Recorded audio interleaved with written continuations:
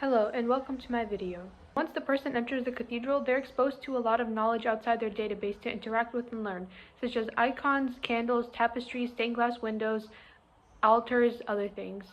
This made people back in the day believe it because people had a much narrower worldview, and through made-up story, which wasn't then interpreted as such because it didn't fit into the classic narrative of folklore or whatever they were used to. Nowadays, however, religion has shifted so far, especially after technology started to seriously advance. So even now we have older generations that are more compliant with religion being the ultimate unexplainable phenomenon, whereas now the focus has shifted to technology. Now that technology has come to a certain advancement where people began to understand the functions of technology and has shifted away from religion, but technology will still stand as the ultimate phenomenon. So the public has been getting more dull without the phenomenon, and they need to feel secure in place as their position as a human. Now, there are still people that truly have faith in religion, and as observed, those people are generally happier. They need something that's made up in their mind to organize their life for themselves. Also, some people use the argument, oh, but Darwin believed in God, and many other scientists did too.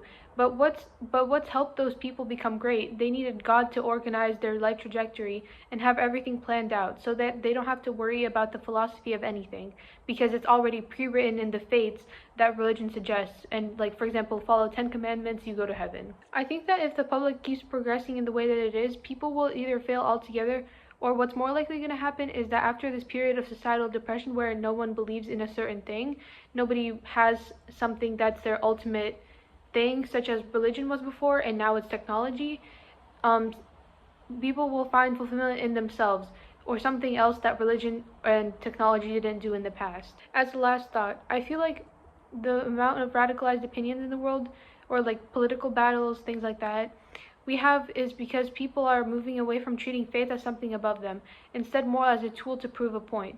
That isn't necessarily a bad thing though. It's a stage of society that's making people transcend their beliefs and playing with them to make a greater change in the way people think altogether.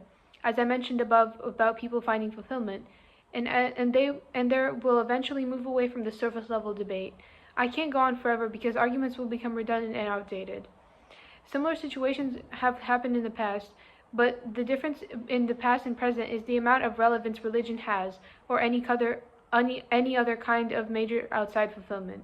Before, it was just radical opinions as a whole religion that was enforced in many regions at once, so people found community in it.